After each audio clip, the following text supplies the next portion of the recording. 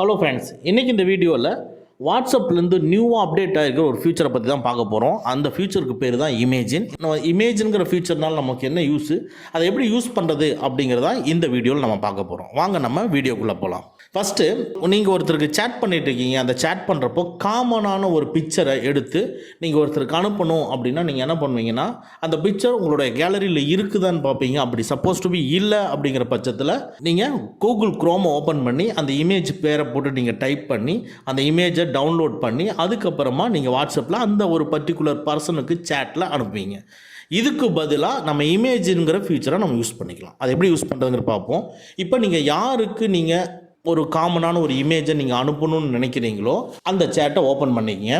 Open பண்ணிவிட்டு இப்போ பாட்டமில் வந்து நம்ம மெசேஜ் பண்ணுறோம் இல்லைங்களா, அந்த இடத்துல அட்டாச்மெண்ட் இருக்குது பாருங்கள். அட்டாச்மெண்ட்டை கிளிக் பண்ணுங்கள். இதில் பாருங்கள் இமேஜின் இருக்குது. இந்த இமேஜினை கிளிக் பண்ணுங்கள்.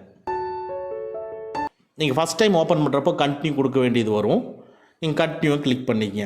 இப்போது இந்த மாதிரி ஸ்க்ரீனில் டிஸ்பிளே ஆகும். இதில் நீங்கள் எதை இமேஜ் பண்ணுறீங்க அப்படிங்கிறது நீங்கள் டைப் பண்ணிக்கணும். ஃபார் எக்ஸாம்பிள் இமேஜின் போட்டிருக்கு பார்த்தீங்களா, அந்த மெசேஜ் டைப் பண்ணுற இடத்துல கார் இமேஜ் அப்படின்னு நான் டைப் பண்ணி ஏரோ மார்க்கை green colour arrow mark click பண்ணுறேன். இந்த கார் இமேஜஸ் உடனே உங்களுக்கு வந்துருச்சு. இதில் ஏதோ ஒரு காரை நீங்கள் செலக்ட் பண்ணிவிட்டு சென்டுன்னு நீங்கள் கொடுத்தீங்கன்னா போதும், ஆட்டோமேட்டிக்காக அங்கே சென்ட் ஆயிரும்.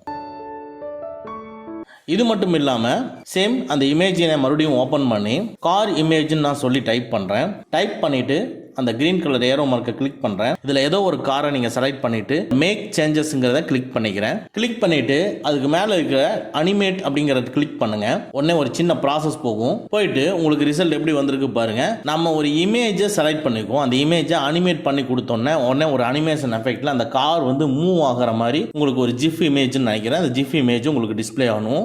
அனிமேட் இமேஜை நீங்கள் சென்ட் பண்ணிக்கலாம். அதே மாதிரி நான் ஒரு கேலோட இமேஜ் வேணும் அப்படின்னு சொல்லி நான் டைப் பண்ணுறேன். கிரீன் கலர் ஏரோ மார்க்கை கிளிக் பண்ணுறேன். இல்லை ஏதாவது ஒரு கேல் இமேஜை நான் செலக்ட் பண்ணிக்கிறேன். செலக்ட் பண்ணிவிட்டு இந்த மேக் சேஞ்சஸ்ங்கிறத கிளிக் பண்ணிக்கிறேன். அதில் அனிமேட்டை கிளிக் பண்ணிக்கிறேன். இந்த கேலோட இமேஜை எப்படி அனிமேட் பண்ணுதுங்கிறத பார்ப்போம். பாருங்கள், இதுவும் நல்ல ஒரு சூப்பராக ஒரு அனிமேட் பண்ணியிருக்குது. அதுக்கப்புறமா கீழே இருக்கிற சென்டுங்கிறத கிளிக் பண்ணிங்கன்னா அனிமேஷன் எஃபெக்டோட அந்த இமேஜும் சென்ட் ஆகும். வாட்ஸ்அப்பில் ரிலீஸ் ஆகிக்கிற இமேஜினோட ஃபியூச்சரை இதுதான். அதாவது நீங்கள் ஒரு இமேஜ் தேவைன்னா நீங்கள் கூகுள் குரோம் ஓப்பன் பண்ணி அங்கே போய் இமேஜை நீங்கள் டவுன்லோட் பண்ணி அதுக்கப்புறம் ஒருத்தருக்கு அனுப்பணும்னு அவசியம் இல்லை. இமேஜ்ங்கிற அந்த ஃபியூச்சரை கிளிக் பண்ணியே நீங்கள் உங்களுக்கு தேவையானதை டைப் பண்ணிட்டு வேணுங்கிறவங்களுக்கு அனுப்பிச்சிக்கலாம். இந்த ஃபியூச்சர் உங்களுக்கு யூஸ்ஃபுல்லாக இருக்குமா அப்படிங்கிறத நீங்கள் உங்கள் மொபைலில் ஒர்க் பண்ணி பார்த்துட்டு அதுக்கப்புறமா சொல்லுங்கள். ஓகே ஃப்ரெண்ட்ஸ், அவ்வளோதான். இந்த வீடியோ உங்களுக்கு பிடிச்சிருந்தனா லைக் பண்ணுங்கள். உங்கள் நண்பர்களுக்கு மறக்காமல் ஷேர் பண்ணுங்கள். இந்த மாதிரி டெக்னிக்கலான விஷயங்களை நீங்கள் தெரிஞ்சுக்கணும்னா நம்ம சேனலை மறக்காமல் சப்ஸ்கிரைப் பண்ணிக்கங்க.